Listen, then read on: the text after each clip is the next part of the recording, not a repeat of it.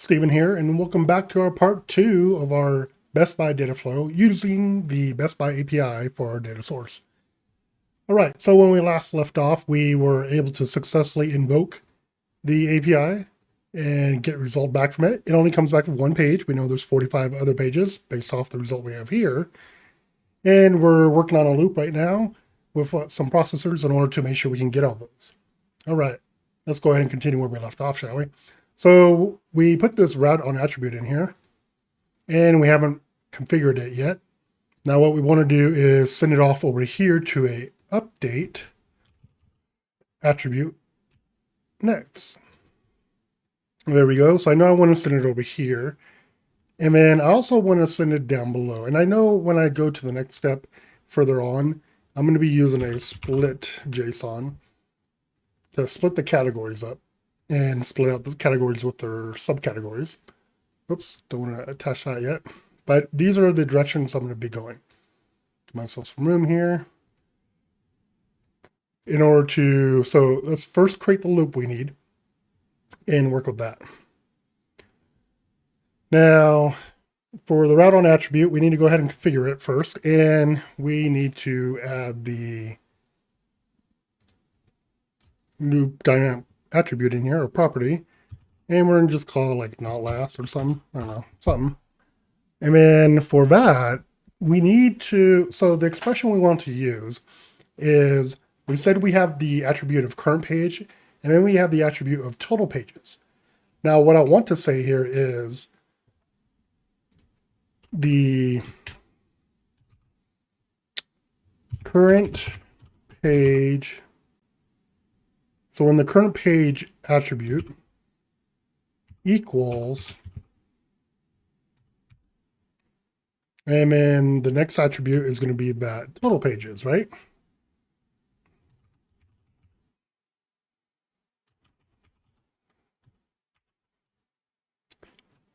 Let's see here. Yep, that was the right one. And then we close it. And we have one more. There we go. So now we're closed. Okay, so we're saying this is going to evaluate, does the current page equal total page? There we go. And that's how we're going to set up this little loop here. And what we wanted to do is say, if it does not match, so if it's not true, then send the unmatch over to this direction to get the update done. If it does match, and if it doesn't, then send those down below. I should probably have named it something better than not last. I wasn't really thinking about what my expression was going to be at the time. But so what this is going to do is make sure that we get the, instead of just sending that every single one of those this direction, which we want to do that, right? We want to send, if we're on page 1 and not 45 for the current page, then that page 1 should be sent this direction so that we can update. And what we're going to do is iterate on the current page. So that means we also need to modify our invoke processor, and I'll show you what we're going to do there. But at the same time, we need to make sure that every single one we send this direction, we need them all to go down here too. And then when we finally get to page 45, we need page 45 to go down, because it should not go to the right here. All right, so let's go ahead and figure out the loop part. So this is just our reminder over here. This is going to be our loop over here. Let's go ahead and there we go. So this area is going to be our loop. Now we need to configure the update attribute. And inside the update attribute, we're going to have another expression in here. So let's go ahead and add that for a new property name. Current page. Now, current page is already added as an attribute on the flow files as they come this way. So what this is going to do is update the current page attribute with the expression we're going to add to it. And that expression is going to be current page plus 1. There we go. That's all we're going to do. We're iterate on the current value. So whatever that current page value is, plus 1. And now that's the new value coming out here. And then that's going to go back into the invoke processor to invoke a new one. All right, so what am I doing? I set that up wrong. Add. There we go. Just keep it cleaned up here. And I think we are good. So let's just think this through now. You kick this off the first time. When it runs, actually, we need to add one more thing, because let's take a look at what it's doing here. So now that we have a relationship going into the invoke processor, when we go to turn that invoke on, it's not going to process anything anymore, right? So because it has a relationship, so now it's being treated as a trigger.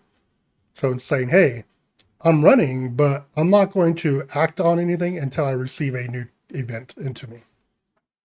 So in order to take care of this then, in order for us to be able to kick it off the very first time, we need to have something that feeds into it in order to kick off the URL request, right, to the API. So what we're going to use to accomplish that one for right now is a generate flow file. And we have to give the flow file something. So in this case, we'll just say current page. Current page equals 1. Because we're going to make a change to the URL. So the reason I'm picking 1, we'll see in a minute, and hopefully it will explain itself, but we'll cover that as well. We don't want this running very often, so let's just put on 5 minutes for testing. And we just have to worry about the success relationship. So we're good. So this is going to create one flow file every 5 minutes. The only thing that that flow file will have, really, is the attribute we create, which is current page. So we're creating that on this one, basically as a placeholder. Move that over here. So now every time we have 2 relationships going into the invoke processor, which are triggers for it. So every time something goes into it, it will trigger the invoke processor to run one time. Now let's go ahead and get rid of this one. Okay, so we need to modify the HTTP request. So let's go ahead and do that. And what we need to do is we actually have the ability, if we want, to add a new, let's see. Oops, this is running, isn't it? Stop. Okay, so what we're going to do is say, and page equals current page. Okay, now let me stretch it out a little bit more so everyone can see. So hopefully this makes sense. So we can specify inside the URL request for the API that the page equals whatever the current page value is. And we know from our request, so let's go ahead and look back at that. We know from the request, the first time you request it and you get your result back, current page always is starting with 1. So not 0, but 1. So that's why inside of the generate, we're starting it on current page 1. So the first time it goes in here, it's going to pick that up off the attribute of the flow file, and then it's going to populate that into the URL. So along with these parameters, we're adding a Nifi expression in there as well. And that should run. So let's go ahead and test it out. We also want to change this back to 0 sec. So it runs immediately. And we can see that if we don't have anything, as long as we have relationships going into it, it will not run anything by itself. So we're good there. So we can go ahead and try this one time. It went in there, gave us a response back. We'll look at it real quick. Actually, we can just check here. We can see we got current page number 1. So we're good to go. All right. So that worked as intended. Now let's make sure the rest of this is working too. Let's go ahead and clear this and kick it off all at once. We'll turn these on and see if we have anything that breaks on us. Okay, so everything's turned on for the loop. All the successful ones will come down here and just wait in the queue. Let's go ahead and start it. I'm going to stop it. We already have 9 through there already. 19. Okay, I'm going to stop these because it looks like it is working correctly. But there's one more thing I want to make a change on for timing I didn't think about. So empty the queues. I don't want to be too aggressive with the API calls. So what I'm going to do is schedule these for 1 second. So 1 request per second. All right, that makes me feel a little bit better. We're going to disable this one for a second. Start everything. Stop this one. There we go. 1's going through. So here's our 1. We have 5 down here successful. It's still looping through. We're up to 9. All right, so this will keep running, and what we should get here for our final result is 45 flow files inside of that queue down there at the bottom. We can see they keep flowing through here. So we're up to 50 already within the last 5 minutes because we already ran it once for a little bit. We're up to 25 down here. So it should take exactly 45 seconds to run all these through. And this is our loop that we're running here. So all we're doing is evaluating, creating our attributes, and then we're iterating on them over here. We're using the route to make sure that we send things to the correct place and we get everything where we want it to go. And then we're using parameters and then the NiFi expression language to populate the iterated attribute into the actual request so that we get the results we want. And it looks like we're all done. So we have 45 and it's not running anymore. This is perfect. This is exactly what we're looking for. And we can confirm that by going in here, looking at the queue, scrolling down to the bottom one. Let's check out number 45 here. Number 45, current page 45. Perfect. That is what we were looking for. All right. So now our loop is complete. We can go ahead and move on to the next section and keep moving forward. Okay, so we will keep this around for a little bit more. So I said the next part we're going to do is we want to take the results we do get back. And remember, my goal is to have a single table that I insert these records into. And I want to have the category ID. And then the second field will be category name, and then subcategory ID, and then subcategory name. So that requires us to, in order to get it into a MySQL table, we're going to have to break out this and rebuild our JSON so we can get it ready for SQL and then sitting into the table. So the first thing we need to do is break up our categories and split them up into individual categories so that then we can split the categories into individual subcategories and retain the category information as we go down there. So in order to do that, we're going to use the split JSON, and the split JSON is going to utilize the category path.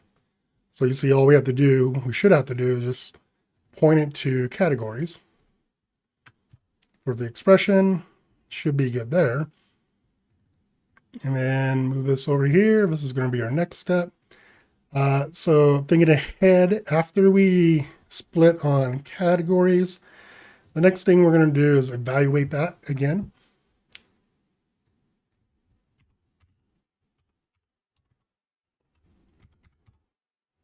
So that we can get the category ID and name and add those as attributes to the flow files.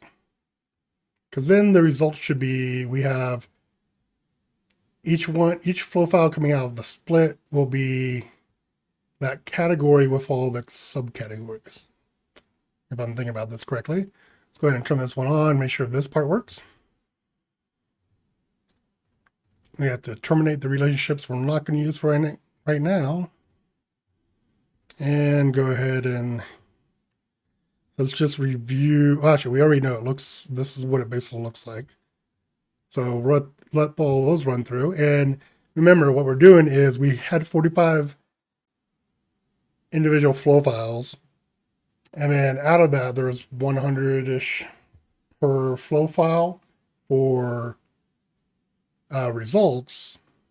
per page. So we expect to get more as we split it. So now we have 4,453.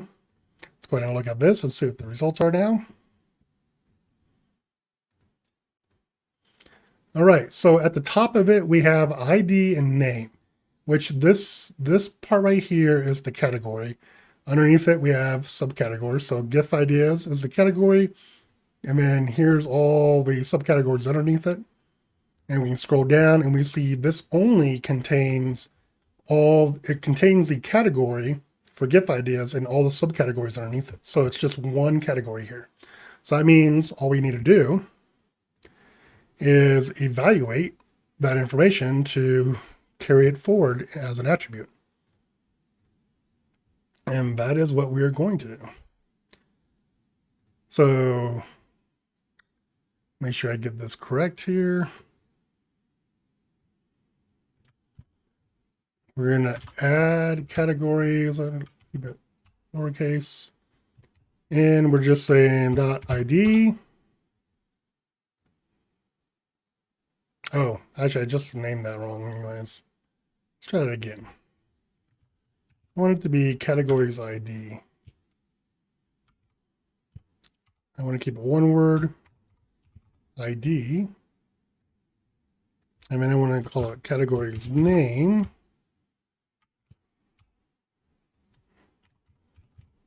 Okay, so that should give us the attribute for categories as categories ID and categories name, and add them as attributes.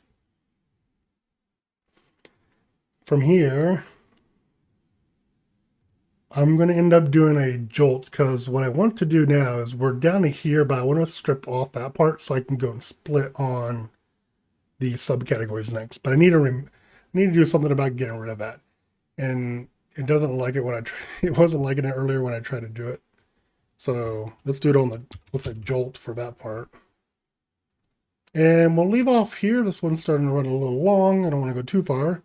Take the matches though, and this is where we'll leave off. Don't forget, you can get a copy of the template for each video for the point that we made it to, and it's at the Git repository.